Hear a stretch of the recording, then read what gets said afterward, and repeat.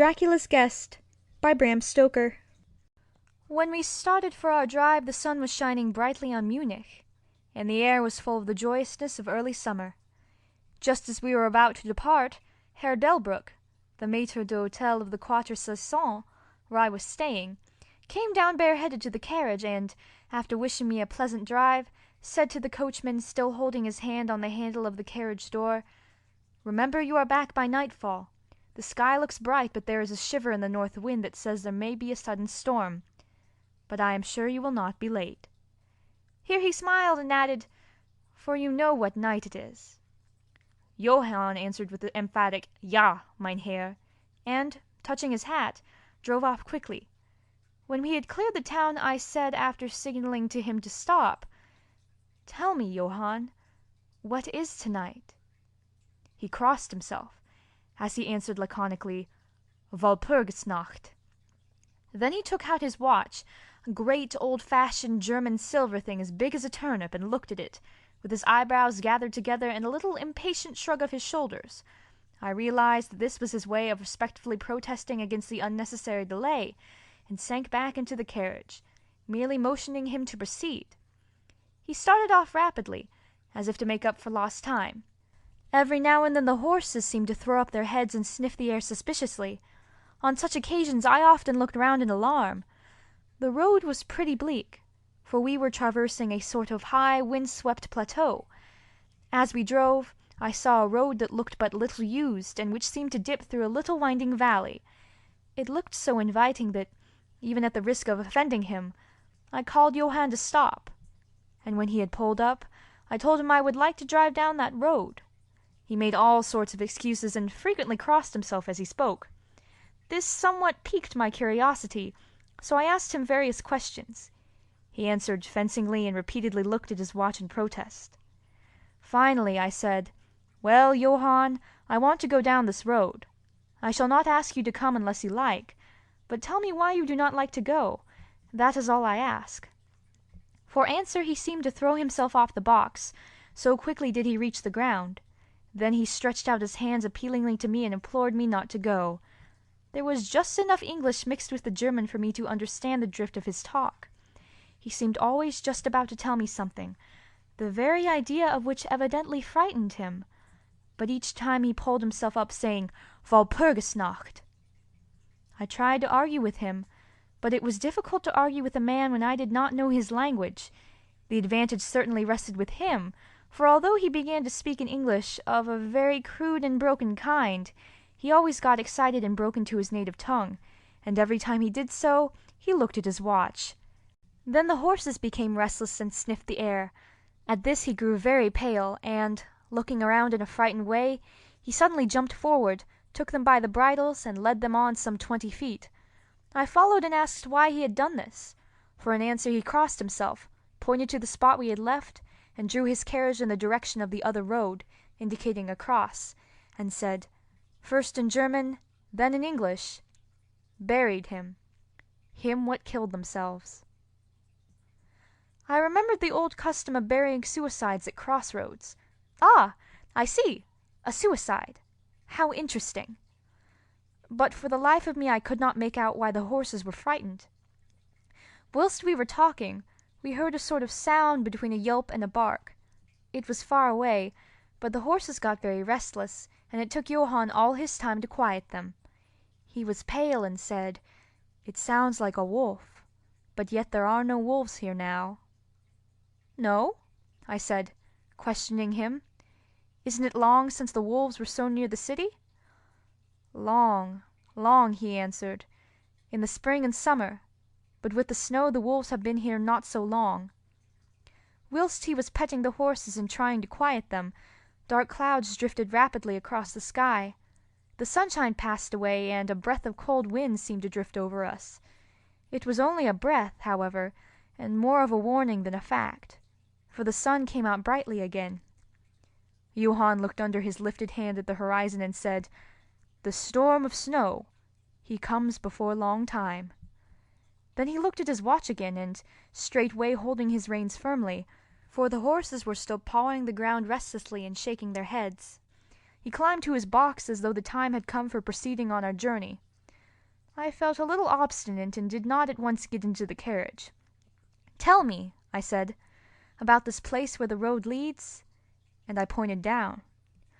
Again he crossed himself and mumbled a prayer before he answered. "It is unholy." "What is unholy?" I inquired. "The village." "Then there is a village?" "No, no. No one lives there hundreds of years." My curiosity was piqued. "But you said there was a village." "There was. Where is it now?" Whereupon he burst out into a long story in German and English, so mixed up that I could not quite understand exactly what he said. Roughly I gathered that, long ago, hundreds of years, men had died there and been buried in their graves, but sounds were heard under the clay, and when the graves were opened, men and women were found rosy with life and their mouths red with blood. And so, in haste to save their lives, ay, and their souls, and here he crossed himself, those who were left fled away to other places, where the living lived and the dead were dead and not something. He was evidently afraid to speak the last words. As he proceeded with his narration, he grew more and more excited. It seemed as if his imagination had got hold of him, and he ended in a perfect paroxysm of fear, white-faced, perspiring, trembling, and looking round him as if expecting some dreadful presence would manifest itself there in the bright sunshine on the open plain. Finally, in an agony of desperation, he cried, "Walpurgisnacht!" and pointed to the carriage for me to get in. All my English blood rose at this, and standing back I said, "You are afraid, Johann. You are afraid. Go home. I shall return alone. The walk will do me good." The carriage door was open. I took from the seat my oak walking stick, which I always carry on my holiday excursions, and closed the door, pointing back to Munich, and said, "Go home, Johann. Walpurgisnacht doesn't concern Englishmen." The horses were now more restive than ever, and Johann was trying to hold them in, while excitedly imploring me not to do anything so foolish. I pitied the poor fellow. He was so deeply in earnest, but all the same I could not help laughing. His English was quite gone now. In his anxiety he had forgotten that his only means of making me understand was to talk my language. So he jabbered away in his native German. It began to be a little tedious. After giving the direction home, I turned to go down the crossroad into the valley. With a despairing gesture, Johann turned his horses towards Munich. I leaned on my stick and looked after him. He went slowly along the road for a while. Then there came over the crest of the hill a man tall and thin. I could see so much in the distance. When he drew near the horses, they began to jump and kick about, then to scream with terror. Johann could not hold them in. They bolted down the road, running away madly. I watched them out of sight, then looked for the stranger. But I found that he, too, was gone. With a light heart I turned down the side road through the deepening valley to which Johann had objected. There was not the slightest reason, that I could see, for his objection, and I dare say I tramped for a couple of hours without thinking of time or distance, and certainly without seeing a person or a house. So far as the place was concerned, it was desolation itself. But I did not notice this particularly till, on turning a bend in the road, I came upon a scattered fringe of wood. Then I recognized that I had been impressed unconsciously by the desolation of the region through which I had passed. I sat down to rest myself and began to look around. It struck me that it was considerably colder than it had been at the commencement of my walk. A sort of sighing sound seemed to be around me, with, now and then, high overhead, a sort of muffled roar. Looking upwards, I noticed that great thick clouds were drafting rapidly across the sky, from north to south at a great height. There were signs of a coming storm in some lofty stratum of the air. I was a little chilly, and, thinking that it was the sitting still after the exercise of walking, I resumed my journey. The ground I passed over was now much more picturesque. There were no striking objects that the eye might single out, but in all there was a charm of beauty. I took little heed of time, and it was only when the deepening twilight forced itself upon me that I began to think of how I should find my way home. The air was cold, and the drifting of clouds high overhead was more marked. They were accompanied by a sort of far-away rushing sound, through which seemed to come at intervals that mysterious cry which the driver had said came from a wolf. For a while I hesitated. I had said I would see the deserted village, so on I went, and presently came on a wide stretch of open country, shut in by hills all around. Their sides were covered with trees which spread down to the plain, dotting in clumps the gentler slopes and hollows which showed here and there. I followed with my eye the winding of the road, and saw that it curved close to one of the densest of these clumps and was lost behind it. As I looked there came a cold shiver in the air, and the snow began to fall. I thought of the miles and miles of bleak country I had passed, and then hurried on to seek shelter of the wood in front. Darker and darker grew the sky, and faster and heavier fell the snow, till the earth before and around me was a glistening white carpet, the further edge of which was lost in misty vagueness. The road was here but crude, and when on the level its boundaries were not so marked as when it passed through the cuttings, and in a little while I found that I must have strayed from it, for I missed underfoot the hard surface, and my feet sank deeper in the grass and moss. Then the wind grew stronger and blew with ever-increasing force, till I was fain to run before it. The air became icy cold, and in spite of my exercise I began to suffer. The snow was now falling so thickly and whirling around me in such rapid eddies that I could hardly keep my eyes open. Every now and then the heavens were torn asunder by vivid lightning, and in the flashes I could see ahead of me a great mass of trees, chiefly yew and cypress, all heavily coated with snow. I was soon amongst the shelter of the trees, and there in comparative silence I could hear the rush of the wind high overhead. Presently the blackness of the storm had become merged in the darkness of the night. By and by the storm seemed to be passing away. It now only came in fierce puffs or blasts. At such moments the weird sound of the wolf appeared to be echoed by many similar sounds around me. Now and again, through the black mass of drifting cloud, came a straggling ray of moonlight which lit up the expanse and showed me that I was at the edge of a dense mass of cypress and yew trees. As the snow had ceased to fall, I walked out from the shelter and began to investigate more closely. It appeared to me that, amongst so many old foundations as I had passed, there might be still standing a house in which, though in ruins, I could find some sort of shelter for a while. As I skirted the edge of the copse, I found that a low wall encircled it, and following this I presently found an opening. Here the cypresses formed an alley leading up to a square mass of some kind of building. Just as I caught sight of this, however, the drifting clouds obscured the moon, and I passed up the path in darkness. The wind must have grown colder, for I felt myself shiver as I walked. But there was hope of shelter, and I groped my way blindly on. I stopped, for there was a sudden stillness. The storm had passed, and, perhaps in sympathy with nature's silence, my heart seemed to cease to beat. But this was only momentarily, for suddenly the moonlight broke through the clouds, showing me that I was in a graveyard, and that the square object before me was a massive tomb of marble, as white as the snow that lay on and all around it. With the moonlight there came a fierce sigh of the storm which appeared to resume its course with a long, low howl, as of many dogs or wolves. I was awed and shocked, and I felt the cold perceptibly grow upon me till it seemed to grip me by the heart. Then, while the flood of moonlight still fell on the marble tomb, the storm gave further evidence of renewing, as though it were returning on its track.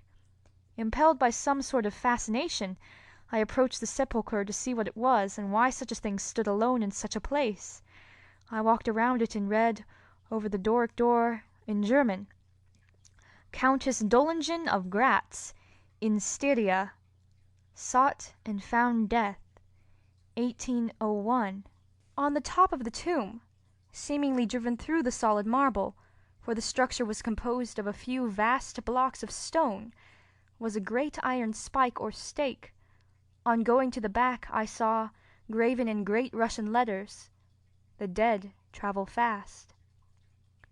There was something so weird and uncanny about the whole thing that it gave me a turn and made me feel quite faint. I began to wish, for the first time, that I had taken Johann's advice. Here a thought struck me, which came under almost mysterious circumstances and with a terrible shock. This was Walpurgis Night! Walpurgis Night was when, according to the belief of millions of people, the devil was abroad, when the graves were opened and the dead came forth and walked, when all evil things of earth and air and water held revel. This very place the driver had specially shunned. This was the depopulated village of centuries ago. This was where the suicide lay, and this was the place where I was alone, unmanned, shivering with cold in a shroud of snow with a wild storm gathering again upon me.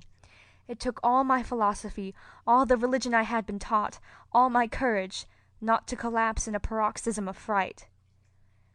And now a perfect tornado burst upon me. The ground shook as though thousands of horses thundered across it, and this time the storm bore on its icy wings, not snow but great hailstones which drove with such violence that they might have come from the thongs of Balearic singers. Hailstones that beat down leaf and branch and made the shelter of the cypresses of no more avail than though their stems were standing corn. At the first I had rushed to the nearest tree, but I was soon fain to leave it and seek the only spot that seemed to afford refuge, the deep Doric doorway of the marble tomb. There, crouching against the massive bronze door, I gained a certain amount of protection from the beating of the hailstones, for now they only drove against me as they ricocheted from the ground and the side of the marble. As I leaned against the door, it moved slightly and opened inwards. The shelter of even a tomb was welcome in that pitiless tempest, and I was about to enter it when there came a flash of forked lightning that lit up the whole expanse of the heavens. In the instant, as I am a living man, I saw, as my eyes turned into the darkness of the tomb, a beautiful woman with rounded cheeks and red lips, seemingly sleeping on a bier. As the thunder broke overhead, I was grasped as by the hand of a giant and hurled out into the storm. The whole thing was so sudden that, before I could realize the shock, moral as well as physical, I found the hailstones beating me down. At the same time I had a strange, dominating feeling that I was not alone. I looked towards the tomb. Just then there came another blinding flash which seemed to strike the iron stake that surmounted the tomb, and to pour through to the earth, blasting and crumbling the marble, as in a burst of flame. The dead woman rose for a moment of agony while she was lapped in the flame, and her bitter scream of pain was drowned in the thunder crash.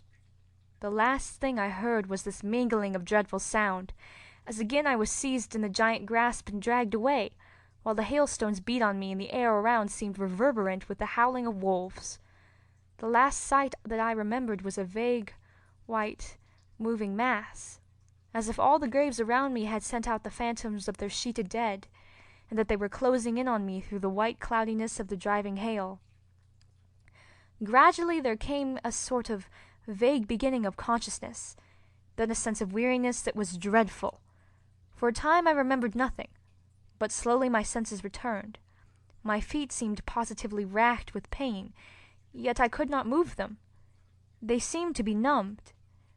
There was an icy feeling at the back of my neck and all down my spine, and my ears, like my feet, were dead yet in torment. But there was in my breast a sense of warmth which was by comparison delicious. It was as a nightmare, a physical nightmare, if one may use such an expression, for some heavy weight on my chest made it difficult for me to breathe. This period of semi-lethargy seemed to remain a long time, and as it faded away I must have slept or swooned. Then came a sort of loathing, like the first stage of seasickness, and a wild desire to be free of something, I knew not what. A vast stillness enveloped me, as though all the world were asleep or dead, only broken by the low panting as of some animal close to me. I felt a warm rasping at my throat. Then came a consciousness of the awful truth which chilled me to the heart and sent the blood surging up through my brain. Some great animal was lying on me and now licking my throat. I feared to stir, for some instinct of prudence bade me lie still. But the brute seemed to realize that there was now some change in me, for it raised its head. Through my eyelashes I saw above me the two great flaming eyes of a gigantic wolf. Its sharp white teeth gleamed in the gaping red mouth, and I could feel its hot breath fierce and acrid upon me. For another spell of time I remembered no more. Then I became conscious of a low growl, followed by a yelp, renewed again and again. Then, seemingly very far away, I heard a "Holloa! Holloa!" as of many voices calling in unison. Cautiously I raised my head and looked in the direction whence the sound came, but the cemetery blocked my view. The wolf still continued to yelp in a strange way, and a red glare began to move round the grove of cypresses, as though following the sound.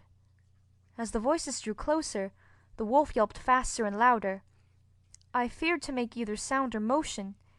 Nearer came the red glow over the white pall which stretched into the darkness around me. Then all at once from beyond the trees there came at a trot a troop of horsemen bearing torches. The wolf rose from my breast and made for the cemetery. I saw one of the horsemen, soldiers by their caps and their long military cloaks, raise his carbine and take aim. A companion knocked up his arm, and I heard the ball whiz over my head. He had evidently taken my body for that of the wolf. Another sighted the animal as it slunk away, and a shot followed. Then, at a gallop, the troop rode forward, some towards me, others following the wolf as it disappeared amongst the snow-clad cypresses. As they drew nearer, I tried to move, but was powerless, although I could see and hear all that went on around me. 2 or 3 of the soldiers jumped from their horses and knelt beside me. One of them raised my head and placed his hand over my heart. "Good news, comrades!" he cried. "His heart still beats." And then some brandy was poured down my throat. It put vigor into me, and I was able to open my eyes fully and look around. Lights and shadows were moving among the trees, and I heard men call to one another. They drew together, uttering frightened exclamations, and the lights flashed as the others came pouring out of the cemetery pell-mell, like men possessed. When the further ones came close to us, those who were around me asked them eagerly, "Well? Have you found him?" The reply rang out hurriedly, "No, no! Come away quick, quick! This is no place to stay, and on this of all nights." "What was it?" was the question, asked in all manner of keys. The answer came variously and all indefinitely, as though the men were moved by some common impulse to speak, yet were restrained by some common fear from giving their thoughts. It indeed," gibbered one, whose wits had plainly given out for the moment. "A wolf, and yet not a wolf," another put in shudderingly. "No use trying for him without the sacred bullet," a third remarked in a more ordinary manner. "Serve us right for coming out on this night. Truly we have earned our 1,000 marks," were the ejaculations of a fourth. "There was blood on the broken marble," another said after a pause. "The lightning never brought that there. And for him, is he safe? Look at his throat. See, comrades, the wolf has been lying on him and keeping his blood warm." The officer looked at my throat and replied, "He is all right. The skin is not pierced. What does it all mean? We should never have found him but for the yelping of the wolf." "What became of it?" asked the man who was holding up my head and who seemed the least panic-stricken of the party, for his hands were steady and without tremor. On his sleeve was the chevron of a petty officer.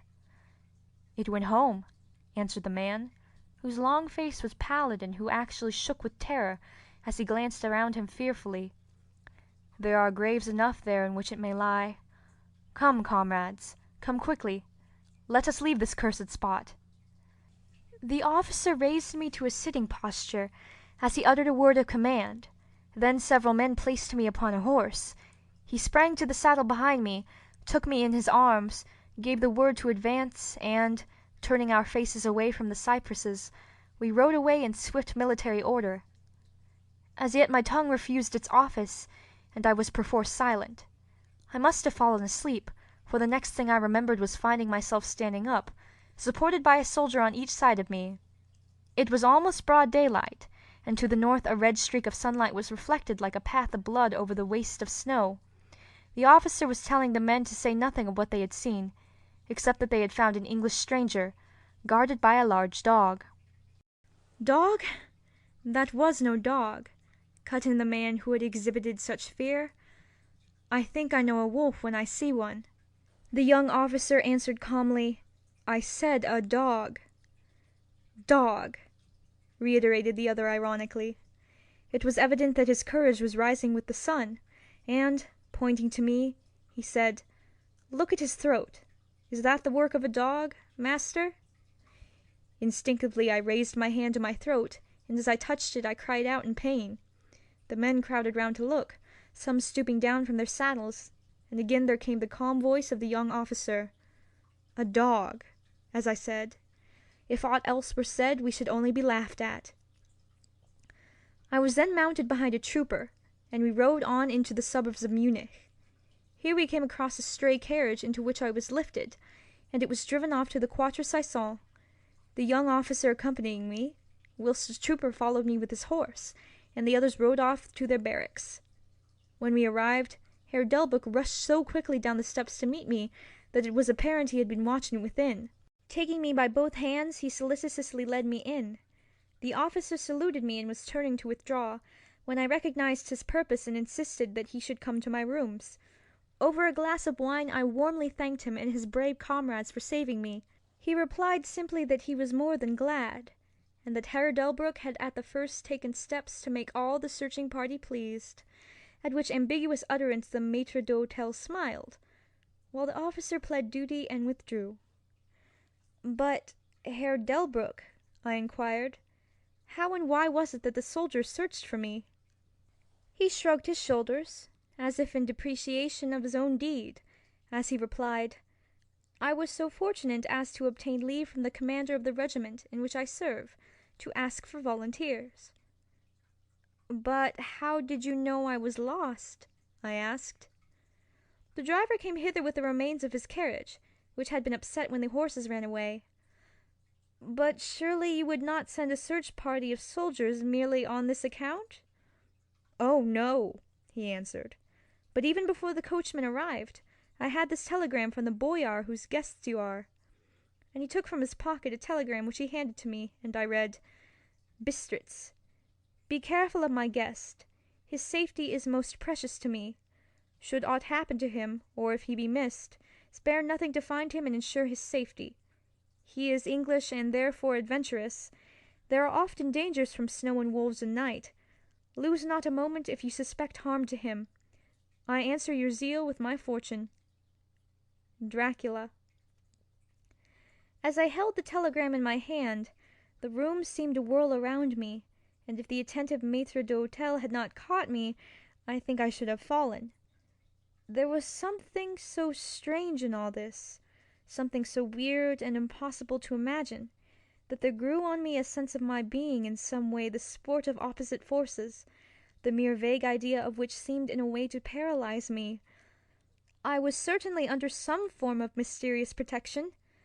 From a distant country had come, in the very nick of time, a message that took me out of the danger of the snow sleep and the jaws of the wolf. End of Dracula's Guest.